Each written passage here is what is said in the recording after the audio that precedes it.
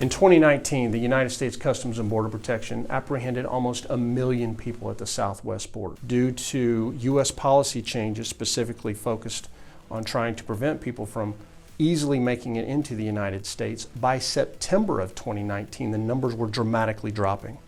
Now, what that told us was that something else was happening, and that is that the cartels themselves were going to have to come up with another avenue of making funds that they were losing, because in 2020, not near as many people were going to be crossing. And by January of fiscal year 2020, it was very clear that the cartels had transitioned to methamphetamine. Why? Not because I think it or I feel it, because the data says it. Ladies and gentlemen, that's an important point missed by many agencies across the country. Looking at the data is very important. And by July, the numbers were truly unprecedented.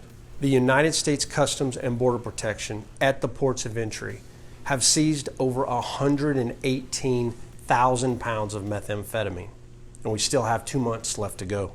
Now, the reason that's significant is because in all of 2019, at the ports, they only seized 68,000 pounds, and I say only, that was the record-setting year, which puts us on par in 2020 to seize over 120,000 pounds. We've never been here before. By March, the Drug Enforcement Administration and the Department of Justice were clearly seeing the same thing, but more importantly, they were taking action.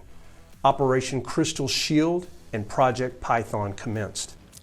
During the course of this 6-month operation, DEA has arrested over 700 subjects associated with CJNG, seized more than 20,000 kilograms of drugs, including over 15,000 kilograms of methamphetamine, and over $22 million worth of money and assets, of which over $20 million was in cash.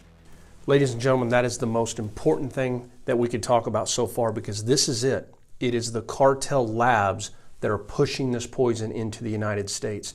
And what we uncovered this year was really pretty incredible. In April of this year, Breitbart's Cartel Chronicles team broke the story after interviewing Terry Cole, an incredible individual who had served the country with the Drug Enforcement Administration and had recently retired after commanding numerous agents in Mexico. For years, he had tried to pass critical intelligence to the Mexican government, who refused to action these labs. And what you're seeing right now is one of the larger labs that they seized in August of 2019 in Culiacan, Mexico.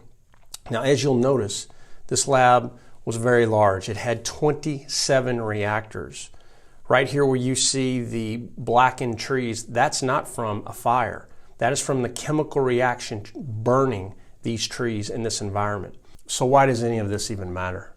In 2017, over 70,000 citizens in our country died from drug overdoses. 10,000 of those alone were from methamphetamine, according to the Office of National Drug Control Policy.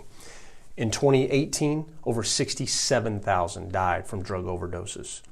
This is fixable, and the data shows us very clearly what we need to attack, and we need to attack now. Every day matters, and it's the Cartel Labs spreading this poison not only into the United States, but across the world.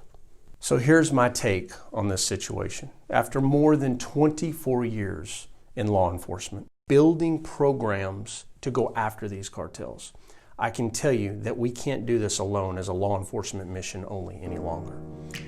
The level of poison being pushed into our country from these cartel labs is unprecedented, and we must have a sense of urgency from our government to go after them and crush them now. Be safe.